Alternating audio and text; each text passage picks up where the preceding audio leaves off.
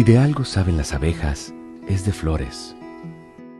Hay de todo tipo y para todos los momentos.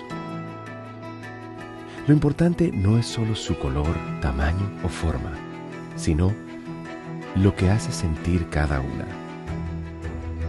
Y para esos sentimientos trabajan. Igual que el Banco Central, que trabaja para hacer florecer la economía y que sientas estabilidad.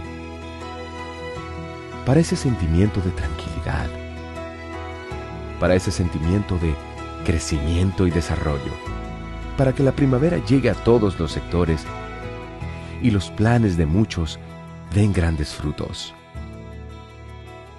Banco Central de la República Dominicana, 75 años trabajando por una estabilidad que se siente.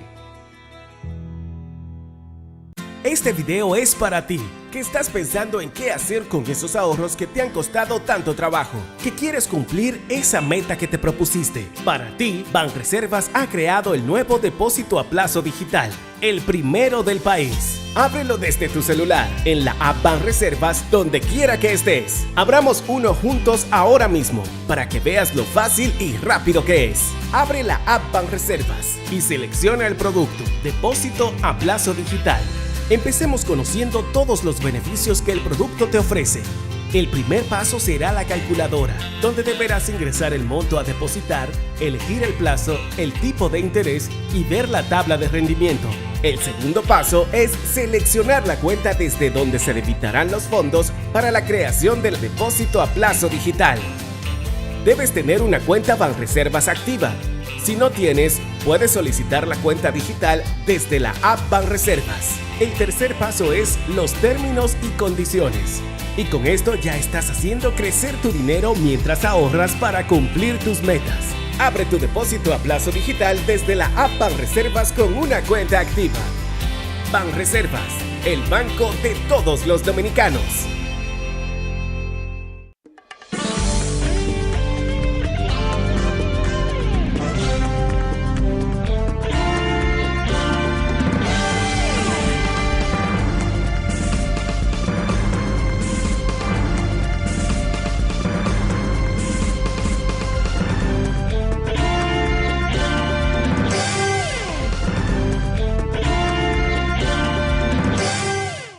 Muy buenas tardes, amables televidentes. Bienvenido a su cita diaria, crepuscular y nocturna en Teleimpacto, que es al final de la tarde despidiendo el sol y comenzando la noche. Ponga su caridad en buenas manos. Apoye el Patronato de Lucha contra el Cáncer de Villa González Incorporado. Genuina institución de apoyo al prójimo más carenciado. Familias afectadas por el cáncer, enfermedad catastrófica, deben ser atendidas, y este es un tipo de institución que dirige su servicio exclusivamente a apoyar a esas familias muy pobres que tienen limitadísimos recursos económicos para hacerle frente a esta enfermedad. Hay que apoyarla porque son gestos comunitarios. Hay que apoyar esas instituciones porque todo el mundo sabe que el Estado tiene una responsabilidad constitucional, pero del dicho al hecho hay un gran trecho. Vamos a apoyar el Patronato de Lucha contra el Cáncer de Villa González Incorporado, 809-443-8010. El Hogar Escuela Santo Domingo Sabio, otro espacio para usted poner su caridad en las manos de los salesianos de la Iglesia Católica, gente comprometida con la formación de jóvenes que están en alto riesgo, gente sin oficio y sin beneficio, que pueden ser presas fáciles de la delincuencia. Y este Hogar Escuela lo que hace es formarlos como buenos ciudadanos útiles al país. Y esa es una labor formativa que lleva a cabo. la congregación salesiana de la Iglesia Católica, Avenida Independencia, casi esquina Avenida General Gregorio Luperón, aquí en Santo Domingo. Bueno, precisamente, y hablando de polinizadores, de formadores, es interesante ver que los medallistas olímpicos dominicanos recién llegados, y que nosotros tenemos que brindarles nuestro apoyo y nuestras salutaciones, porque son jóvenes que se han destacado sobre la base de un esfuerzo de ellos mismos, porque no es que el Estado mismo no es que diríamos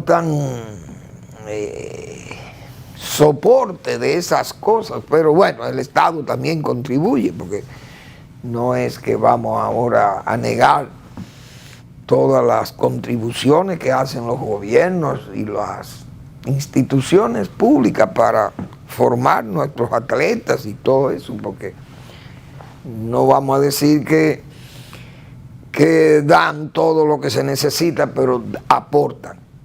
Desde luego hay gente del sector privado que aporta, las federaciones, que yo no sé cómo, de dónde consiguen los cuartos, como se dice, que vienen fuera de los aportes oficiales, pero a veces hay ONG también que aportan, porque estuve viendo que los entrenadores, por ejemplo, de los medallistas, tanto del boxeo como de campo y pista, son cubanos, y eso está muy bien. Y esos jóvenes cubanos, porque uno sabe que el régimen comunista usó el deporte, lo usaban en todos los sistemas, todos los países bajo este régimen, tenían excelentes atletas, porque vendían eso como un éxito del comunismo, que el comunismo era tan exitoso que también se ocupaba de sus atletas, de sus universidades, se ocupaba de sus ejércitos, se ocupaba de toda la población, de la universalidad de los servicios, hospital y todo, pero entonces el sistema era un fracaso. Todos los países comunistas terminaban arruinados. Cuba no era una excepción. Lo mismo. En Cuba entonces el gobierno cubano se ocupaba más de la formación de esos atletas y de todos esos entrenadores, se ocupaba más de eso que de la comida de la gente o de la riqueza del país. Entonces había una riqueza en atletas y una pobreza en comida y en atenciones a la población que no era objeto de ese cuidado especial para mantener esos atletas y usarlo como si fueran postalitas, usarlo como para esa propaganda del régimen, del comunismo, y que se veían superiores, y Cuba era la potencia deportiva. Yo creo que competía con las grandes naciones desarrolladas del mundo. Competía Cuba, la misma Alemania Oriental. Los atletas alemanes orientales eran extraordinarios.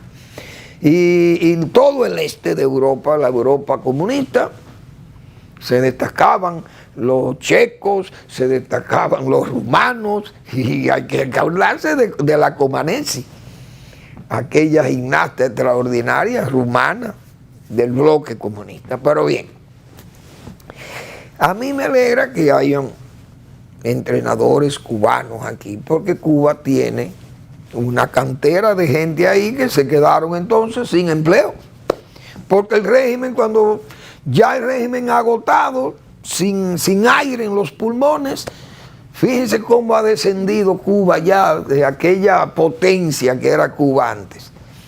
Ya no se ve así. Incluso nosotros hemos avanzado tanto que ya yo creo que hasta lo superamos en muchísimo. Ese voleibol dominicano ya está por encima. Sin embargo, teníamos entrenadores cubanos para el voleibol, creo. Pero bien, estos dos que vi ahí para campo y pista y los boxeadores, eso está muy bien.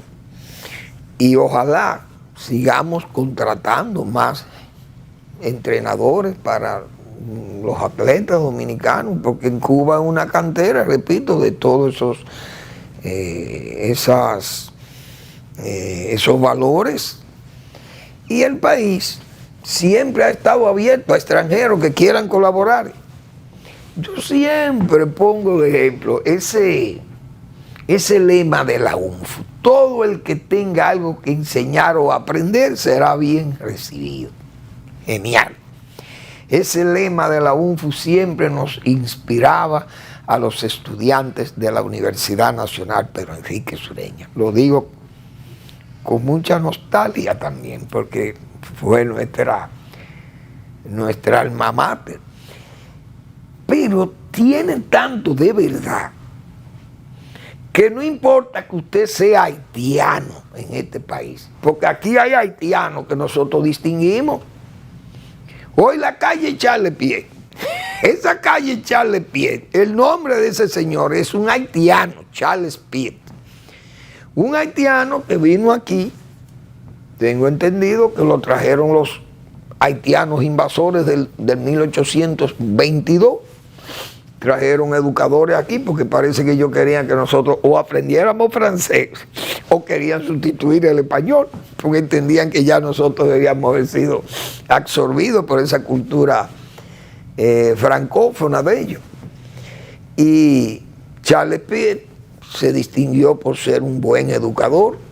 Creo que fue profesor de escuela secundaria aquí en esos años, no sé, o un educador, un formador. Y es el único haitiano que en este país, de los 22 años duran los haitianos gobernando aquí, el único haitiano que servía para algo, parece, de los que vinieron fue ese, porque ahí hay una calle que lleva su nombre. Es decir, que nosotros, aquí por ejemplo para el fútbol, hay que darle crédito a un boliviano que vivió aquí muchísimos años, creo que murió aquí, don Quispe Mendoza. Me acuerdo siempre de ese nombre. Porque ese señor, creo que en la UAS o en, no sé, en San Cristóbal, siempre en el Loyola, tenían esos equipos de fútbol, que siempre se jugó fútbol aquí. Y don Quispe Mendoza fue un hombre muy respetado en la República Dominicana. Asimismo, todos esos curas salesianos, españoles, italianos, enseñaron fútbol, jugando fútbol en esas escuelas de los jesuitas, principalmente en los Loyola y en los salesianos de La Vega o de Moca, no sé, que habían ahí unos, también la escuela estaba en Moca, creo, la escuela agrícola salesiana estaba en Moca. Y entonces muchos españoles, el fútbol aquí no es un deporte, diríamos, nuevo, porque todos esos extranjeros contribuyeron, así que el país siempre le ha dado cabida a eso.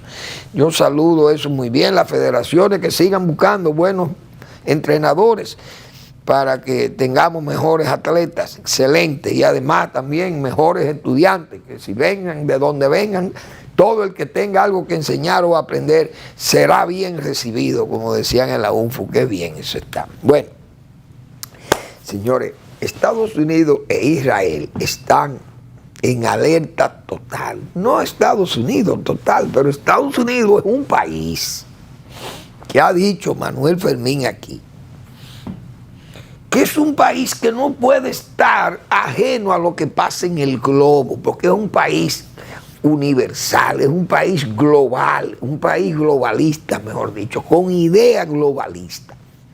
Y la mejor prueba de eso es lo que he dicho yo aquí, lo he mantenido muchísimas veces, muchísimos años ya.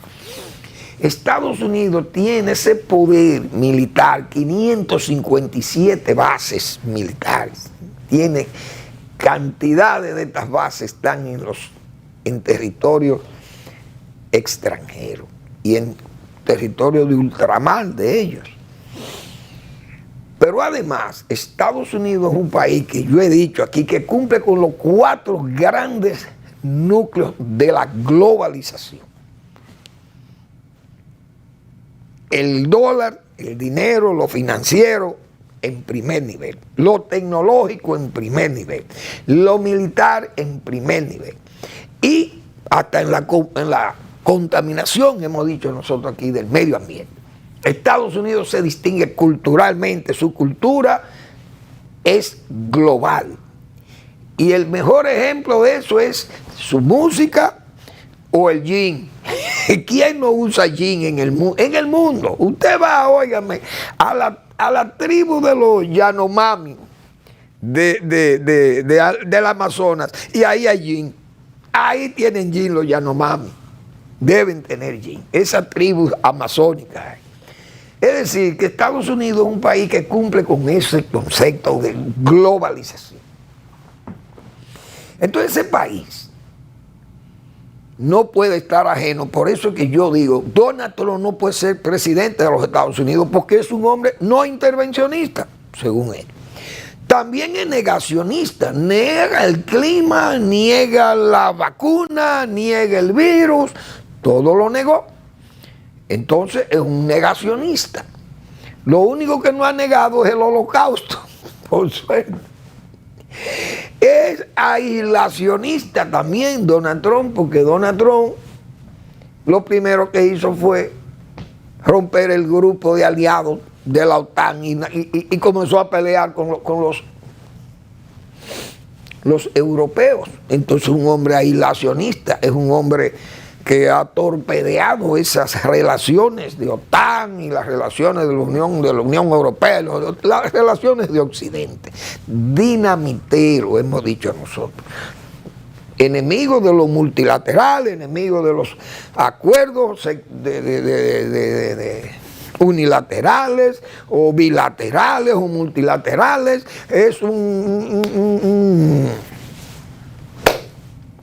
se ha señalado también que crea problemas con los mercados globales, porque entonces distorsiona los mercados globales por su problema con China. Entonces China es un mercado global y sus aranceles. Y bueno, en resumen, Trump no puede ser presidente de un país como Estados Unidos, que es un país de idea universal, que vende valores de la democracia, de Occidente. Y yo recuerdo que Bush invadió a Irak, vendiendo que los valores de la democracia y que en Irak iban a cambiar aquello, quitar una dictadura y poner una democracia, sabiendo uno los problemas que tienen esos países musulmanes, que necesitan siempre de dictadores, porque esa gente no sabe vivir en libertad, en democracia. Entonces, esta situación de Estados Unidos e Israel, Estados Unidos se tiene que poner del lado de Israel, porque Israel representa los intereses de Occidente y de Estados Unidos más en esa región explosiva, pero muy rica y muy estratégica por el problema del petróleo y me imagino que otros materiales, el gas natural, etc. Entonces Estados Unidos en el Medio Oriente tiene bases militares, tiene intereses, tiene amigos que son adversarios de un país sumamente agresivo que se llama Irán. Irán está movilizando armas, cohetería, misiles de todos los tamaños, de todos los alcances y de todos los poderes para dispararlo contra Israel. Estados Unidos ha dispuesto entonces movilizar allí portaaviones de una generación, imagínense, como el Eisenhower y no sé si el Gerald Ford, que es de la última generación, pero los aviones más modernos de los Estados Unidos, los Raptor F-22, Raptor F-22, los F-35, esos son aviones de última generación y todos se han movido para allá. Estos republicanos, gallos locos como Donald Trump, que aunque sea rico y poderoso, pero es hombre, igual que Elon Musk, que son gente multimillonarios, pero son dos mentirosos de grandes ligas y gente que son exagerados también, porque en todas sus cosas exageran. Ahí lo vimos en un encuentro en Twitter, esas dos mentalidades, imagínense ustedes, dos gente hablando verdades, medias verdades, mentiras y exageraciones, como dicen los europeos. Entonces, esta gente que son aislacionistas y que no son intervencionistas, entonces como eso le molesta ver ese Estados Unidos, pero ese es el Estados Unidos que tiene que hacer esos movimientos militares, aunque le molesten a muchos y le molesten a esos aliados de Irán y Rusia y China que actúen. Irán ha sido guapísimo y Estados Unidos no habla de atacar a nadie, como dicen, pero dicen que van a defender a Israel. Entonces, ¿dónde está Putin? Putin, que vamos a hablar de eso un poco más tarde. Es decir, China son todos defensores de Irán y viven atacando a Estados Unidos. Entonces Estados Unidos dice, no, nosotros tenemos relaciones con Israel, tenemos el Mossad y la CIA trabajando juntos ahí. Ya han dicho que en esta semana Irán atacará a Israel. Pero ¿qué significa eso? Estados Unidos lo ha dicho, nosotros vamos aquí a dispararle a los misiles que vengan a atacar a Israel, nosotros lo vamos a derribar.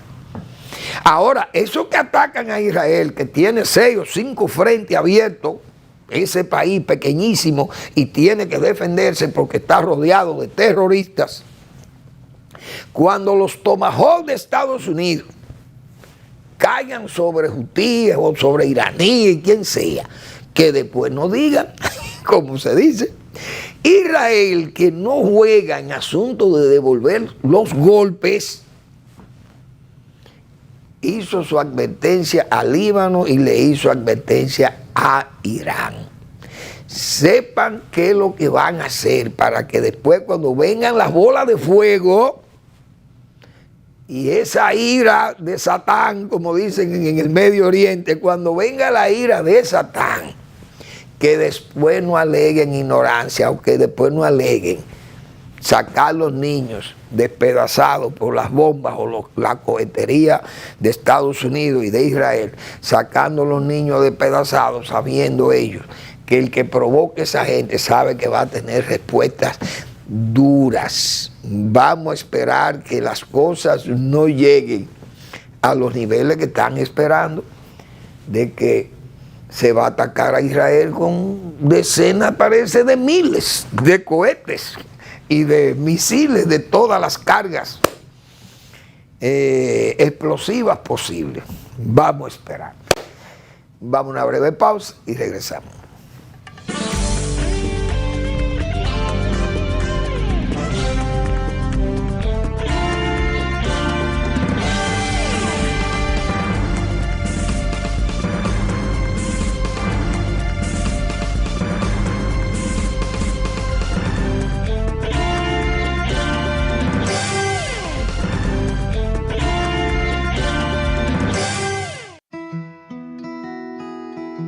Si de algo saben las abejas, es de flores.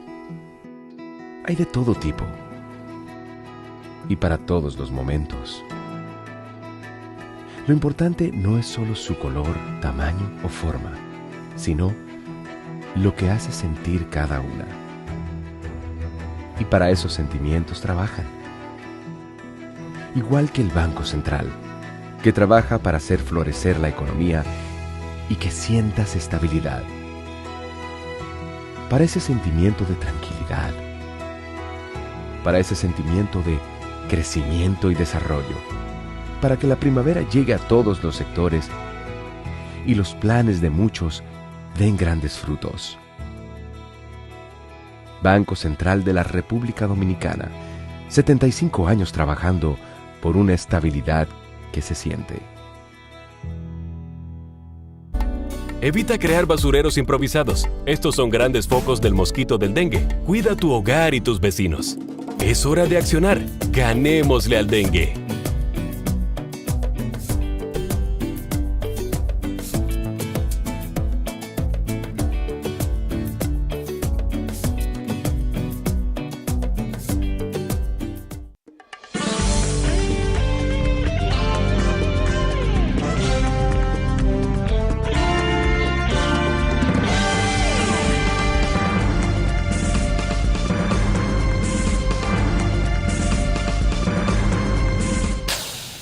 Ese caso de Estados Unidos, que a mí me llama mucho la atención porque he sido un defensor de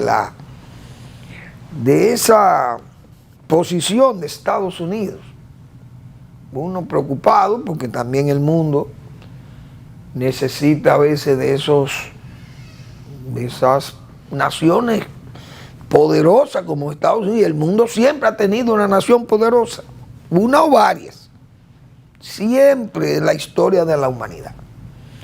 Entonces, yo recuerdo leyendo un libro de Henry Kissinger, El Orden Mundial, y yo lo he traído aquí, el nuevo orden mundial, y señala esa disposición siempre de los gobernantes norteamericanos de hacer valer a Estados Unidos, darle esa presencia mundial, global, de que Estados Unidos no es una idea de frontera, de que nosotros estamos entre el este y el oeste, entre el Pacífico y esa es la realidad, que Estados Unidos está ahí, pero esa no es la verdadera realidad de Estados Unidos. La realidad de Estados Unidos es que, como dijo Biden, la idea más fuerte de la historia es Estados Unidos.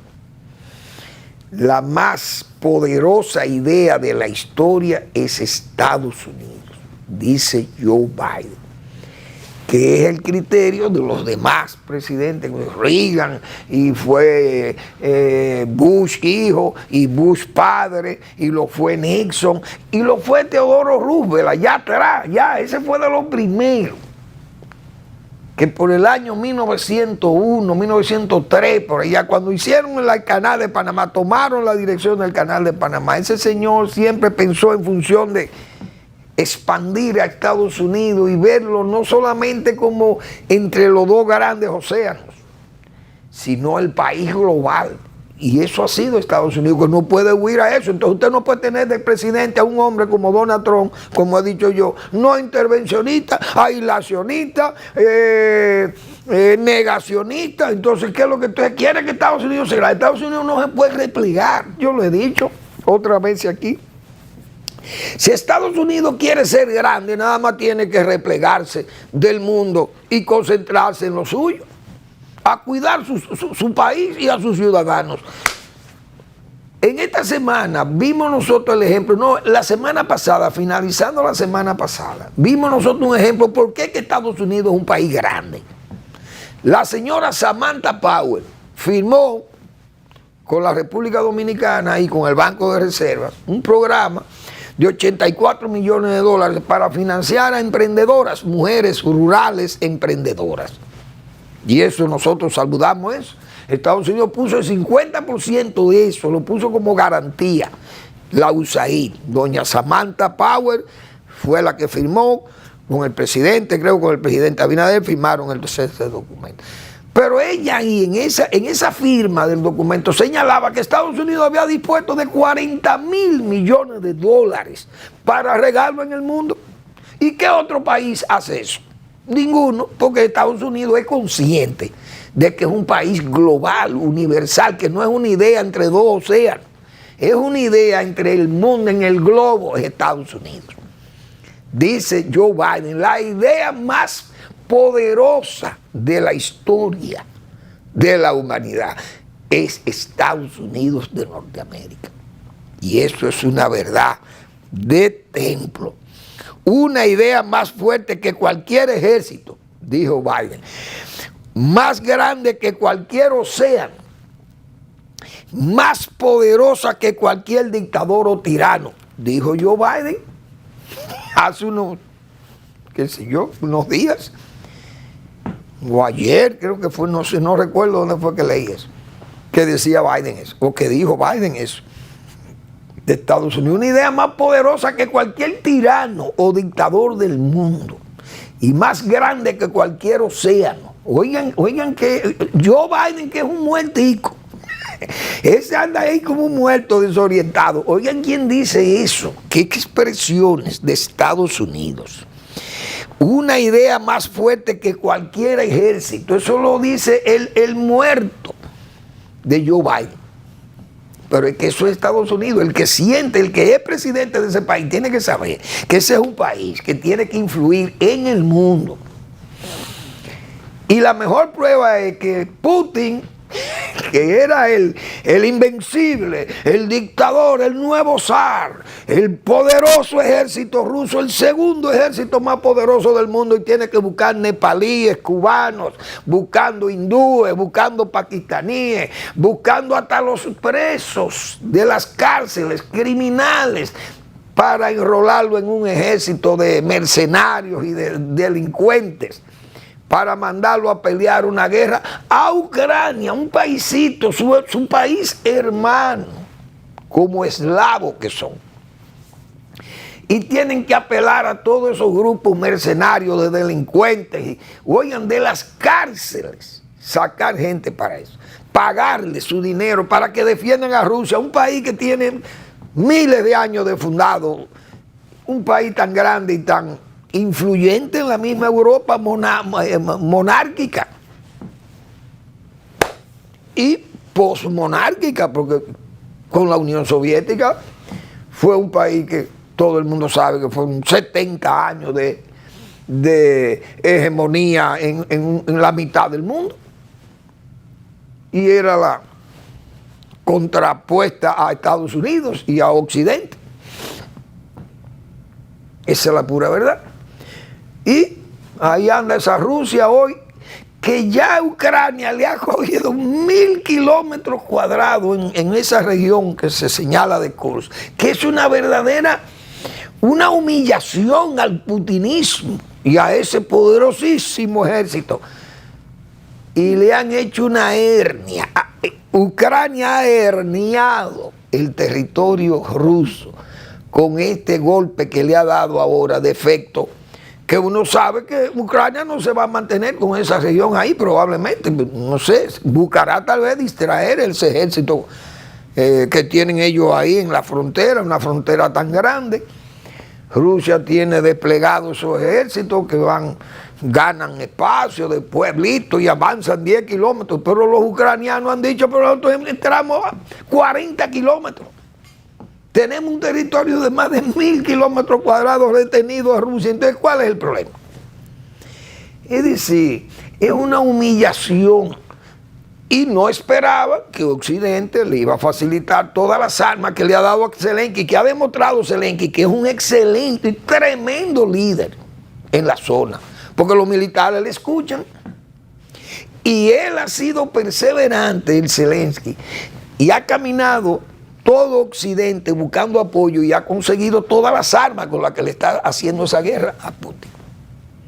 Y las armas están ahí, están llegando, y cada día más dinero le llega y más apoyo, y llegan las municiones, y llegan los equipos y los tanques y los aviones, y bueno, y entonces Rusia la tienen, como se dice, asediada, buscando apoyo de Corea del Norte, una cosa que, ¿y quién iba a pensar que el ejército de la Unión Soviética, o mejor dicho, de la Rusia imperial, iba a necesitar de mongoles y de norcoreanos e iraníes musulmanes, oígase bien, para ir a defender el territorio de Rusia? Increíble, aquel ejército. Bueno, la verdad es que hay cosas que uno no entiende todavía cómo es que suceden, pero la verdad que están ahí, y ver la humillación mayor, usted tener que movilizar más de 200,000 personas de esos pueblos cercanos, de esa región, por el asedio que le tiene Ucrania. Repito, más de 200,000 ciudadanos ha tenido que movilizar Rusia para salvarlo y abrir el paso a ver si pueden bombardear y quemar ese pueblo, porque así es que ellos pelean. Vamos a destruir su propia Rusia, porque ahí, bueno, ahí es que están los ucranianos asentados, vamos a borrar ese pueblo. Lo mismo que hicieron en Alepo, en Siria, y lo hicieron en Grozny, y lo hicieron ahí en la Chechenia musulmana, y lo hicieron en Georgia, y lo han hecho por donde quiera, y fueron ahí a Ucrania y borraron a Mariupol, borraron todas esas ciudades, y a Odessa la quieren borrar, y han borrado ciudades y pueblos. Se robaron todos los equipos de Ucrania, los equipos agrícolas de las grandes empresas y todo eso que había en Ucrania, que es un gran productor de cereales. Se robaron más de 6 millones de toneladas de granos de Ucrania robados. Hoy, ¿qué país es este? ¿Qué modelo de país es que tiene el señor Putin allí? Increíble. Bueno, vámonos para el patio nuestro, que siempre hay muchísimas preocupaciones y hay cosas de las que nosotros tenemos que ocuparnos, problemas locales. No hay duda que este asunto, ese juicio de Odebrecht ha traído, he oído todo ese abajismo rabioso, bravo, molesto por ese fallo. Pero aquí ha habido otros fallos, como yo decía ayer, y esos abajistas no han hablado, se quedaban calladitos. Verbigracia, el caso que yo citaba ayer de la Bayswater, lo dije aquí y no dije algo que yo entiendo que había que decir. Y es que el empresario que cobró los 3 millones de dólares y a quien le ofrecieron los 12 millones de dólares, de ese caso, es un empresario que lo que vende es arena. Oigan bien, el hombre lo que vende es arena para construcción. Es un arenero. Ese fue el señor que se había dicho que había cobrado esa comisión de 12 millones de dólares. Ese fallo de la Suprema Corte de Justicia, y se quedaron callados, excepto esa voz firme, esa voz de trueno de Marino Vinicio Castillo, que siempre exigió que clarificaran eso, ese caso. Y así han sucedido otras veces. Ayer también señalamos nosotros, el caso, no lo señalamos por cierto, el caso por ejemplo de los invernaderos de agricultura, un robo, prevaricación pura y firme de los invernaderos de agricultura. Eso se llevó a juicio y eso fracasó, se volvió un naufragio el juicio, porque hasta hubo jueces, hubo magistrados, señores, que cenaban en la casa de los inculpados, de los que estaban señalados por prevaricación. Terminaron todos absueltos, pero terminaron los invernaderos en manos de testaferros, se llegó al testaferrato. Y silencio. Nadie del abajismo rabioso salió a criticar a aquellos jueces. Ni del PRM ni del PRD criticaron esa decisión de los jueces. Al contrario, la aplaudían. Iban al tribunal, a la sala del tribunal. Esto es un disparate, esto van a fallar, estos jueces van a fallar liberando a esta gente. Lo dije yo. Así eran las expresiones de algunos líderes en la sala del tribunal, donde se conocía ese caso de prevaricación clara con los invernaderos. Pero quienes perdieron el caso no salieron a insultar a los jueces. Por eso era que señalamos con esa claridad y esa dureza ayer lo que pasó con el caso de Odebrecht. Hoy, muy bien, o ayer, pero lo refleja el periódico Hoy, Servio Tulio Castaño Guzmán, abogado serio, honesto de este país, Servio Tulio, director de Finjus, dice, no, lo que hay que hacer es los expedientes bien hechos, hacer expedientes claros. Uno está seguro que esto no va a pasar con estos expedientes que se están conociendo hoy en justicia, porque Miriam Germán, decíamos nosotros desde que la nombraron ahí, es una juez la que va a elaborar estos casos. Se van a presentar a los jueces, se les van a presentar casos ya depurados por una juez que es ella, pero es la fiscal. Entonces, esos expedientes tienen su curso, han cogido muchísima reenvío y hay, qué sé yo, todo aquel estoicismo judicial, como se señala. Pero todo el mundo espera que ahí va a haber sentencia firme, porque ahí hay que ver. Yo en Odebrecht yo no vi Yo no vi testigos en ese juicio. Ahí no había testigos en ese juicio que dijera, mire, sí, yo vi a fulano dándole dinero a fulano, o fulano recibiendo dinero, o la riqueza de fulano. No, el fisco. ¿Ustedes cobraron impuestos al señor fulano de tal? Sí. ¿El señor Rondón pagó impuestos? Sí, 1.400 millones de pesos pagó de impuestos por sus bienes. Oh, y entonces, bueno, pues pagó sus impuestos. Si usted tiene un enriquecimiento ilícito y usted no paga impuestos, usted es pasible de que sus bienes se le quiten. Que usted tenga que explicar de dónde usted obtuvo esa riqueza. Pero yo pagué mis impuestos, pues si yo pagué mis impuestos se supone que mi dinero es legal. Porque lo casi ilegal un dinero es que no pague impuestos ese dinero. Y que yo lo mande a los bancos, lo guarde y lo tenga y lo use y lo usufructe y haga todo lo que me dé la gana con él y no pago impuestos. Entonces ese origen es raro. Pero en estos juicios hay que oír esos testigos, todo lo que han dicho. Por tanto, lo que hay que llevar los expedientes bien hechos, bien formulados, como ha señalado Finus y dijo Servio Tulio. Nosotros también, junto con Miriam Germán, en esa oportunidad dijimos que ese caso de Odebrecht iba a ser un fracaso.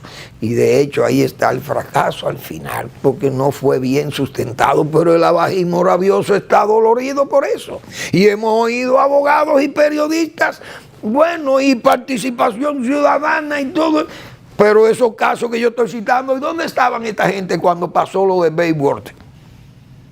O pasó lo de los invernaderos, ¿dónde estaban?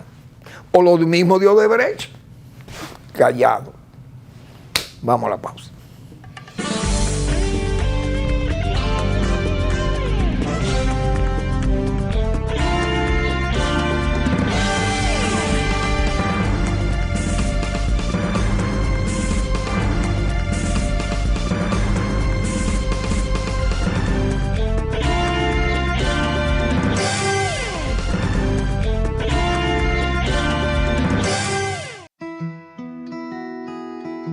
Si de algo saben las abejas, es de flores.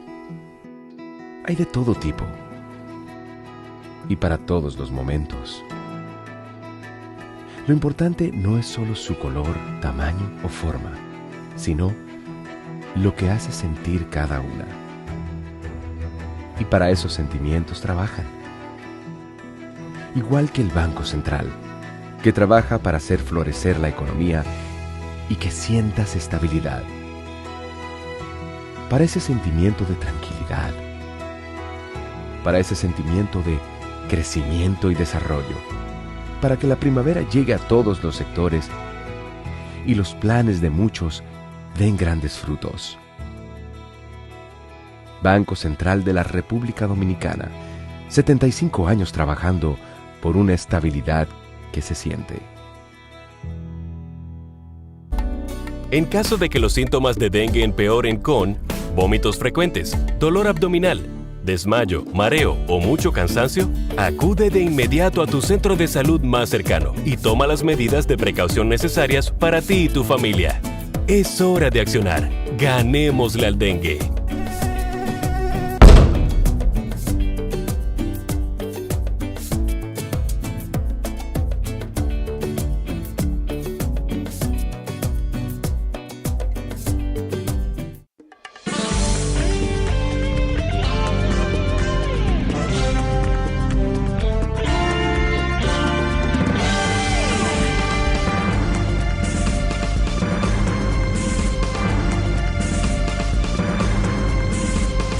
Bien, el presidente sigue en su,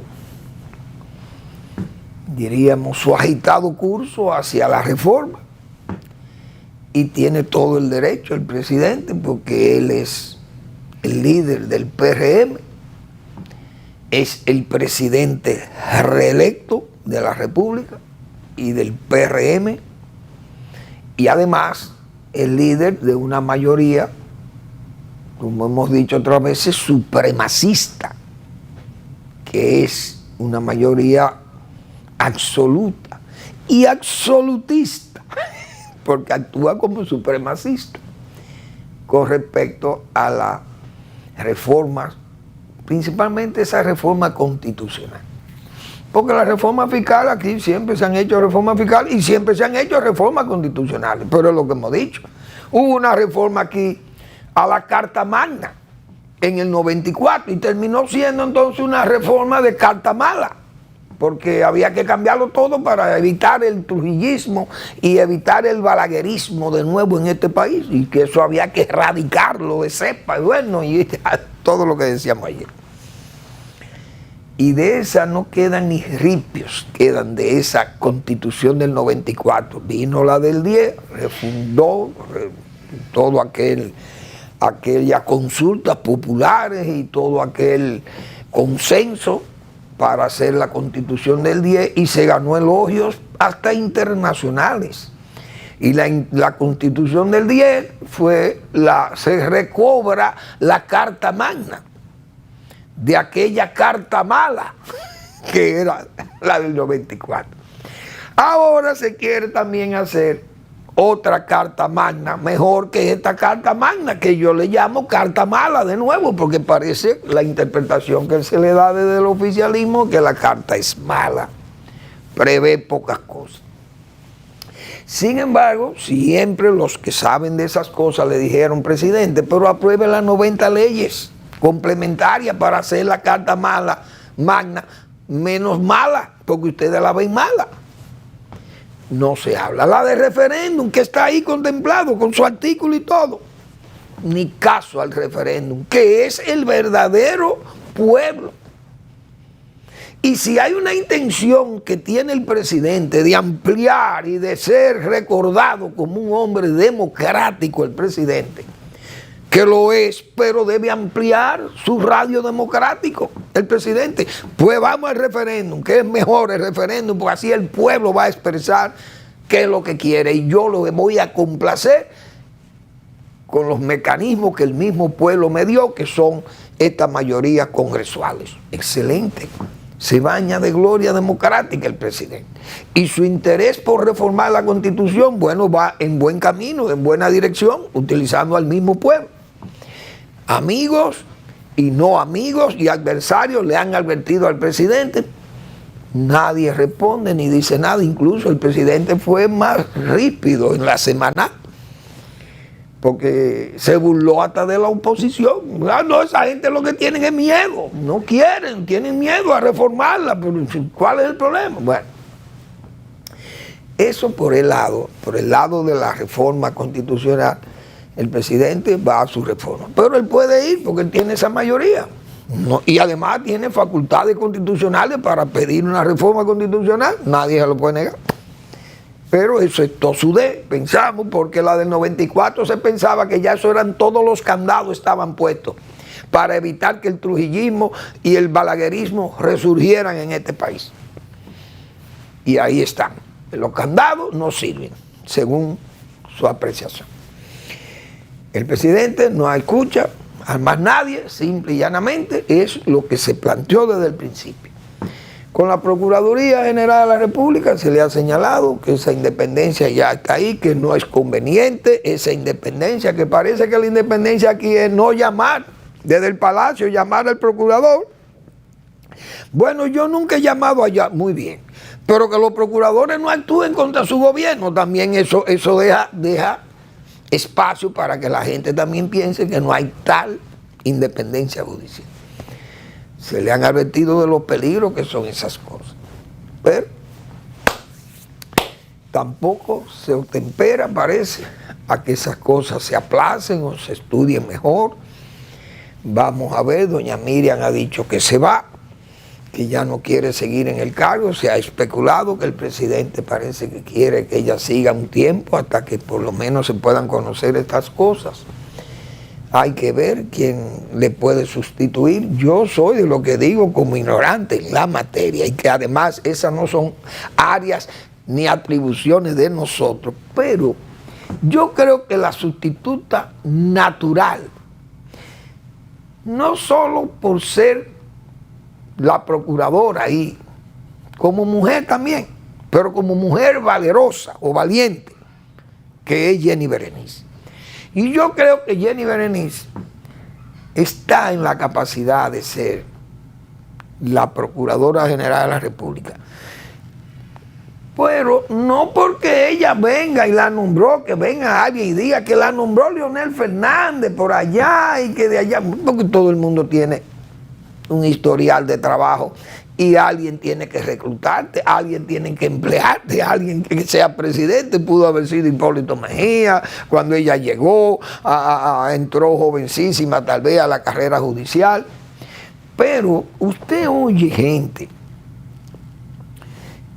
y lee gente que le dicen que Jenny Berenice no ha hecho nada allí, que es una bocona o una escandalosa y que vocea y que le dice a cualquiera, le dice tres verdades, o que va al tribunal, insulta a los imputados y le dice de todo, y ella lo que quiere es hacer la cosa más teatral. Sin embargo, hay un caso que nosotros vimos de esa dama, de esa señora, que yo creo que revela que ella actúa. Ella tiene el carácter de Miriam también para actuar, porque el caso Medusa, por ejemplo, esa oligarquía financiera y social de la República Dominicana, alcanforada, como hemos dicho nosotros otra vez, y de codicia muy particular, también hemos señalado. Señores, en ese caso Medusa, esa dama, la Jenny Berenice, puso en evidencia todo eso, no le tembló el pulso, nadie, o si la llamaron, no temperó a coger esa llamada o hacerle caso si hubo llamadas, que yo no lo sé tampoco. Pero el caso Medusa destutanó, como se dice, a un ministro de la presidencia. Ese fue el caso que llevó esa señora. Porque la caída de Macarrulla, quien originó la caída de Macarrulla fue la investigación de ese caso del Medusa por parte de Jenny Berenice Reynoso. Hay que decir esa verdad. Y las demás familias involucradas en todo en ese expediente, fue producto de esa investigación. Esa señora no tapó apellidos, ni tapó matrimonios, ni tapó capitales, ni abolengos. Lo irradió todo en esa investigación. Que uno sabe cómo son las cosas en este país. Es decir, que hay que tomar en cuenta. Yo creo que ella es la persona que tiene que sustituir a Miriam Germán. Su experiencia y su trabajo ahí en esa fiscalía. Ahora, eso es una atribución del presidente de la República. Hasta ahora no sabemos cómo va a ser, si la Constitución va a permitir, porque dice que el que reforma la Constitución no se puede beneficiar de ella. Pero, bueno, y si se reforma la Constitución, la Procuraduría tiene que ser de la misma, producto de la misma reforma, o tiene que esperar, no sé. La edad, yo creo que debiera tomarse en cuenta hasta la edad para ser Procurador General de la República, porque eso que decía Vinicito ayer en el periódico Listín Diario, ahí llega un hombre joven, un hombre joven y chiquito, porque los hombres grandes generalmente, o mejor dicho, los hombres chiquitos quieren ser grandes. No en tamaño, porque ya Dios le dio ese tamaño, pero su grandeza personal la quieren llevar a lo más alto posible. Y citaba yo el caso del fiscal del distrito en aquel gobierno de Leonel Fernández, 96-2000. Ahí viene un procurador joven que quiera, como dicen, casarse con la gloria, que eso fue lo que advirtió Vinicito allí. Y ese procurador viene y dice, déjame acabar con esta clase política de hoy. La voy a limpiar porque nadie sale ileso del poder. Y los casos que no prescriben, y más en corrupción, voy para adelante con eso, pero me voy a hacer un hombre grande, aunque tenga un tamaño pequeño. Oigan, y eso que advirtió Vinicito ayer, eso puede ser uno de los grandes contratiempos que se puede buscar una reforma, un presidente, sin necesidad, queriendo ser, vamos a llamarle así, más papista que el Papa. Gracias por su atención. Nos vemos mañana en otra entrega de Al Final de la Tarde, despidiendo el sol y comenzando la noche.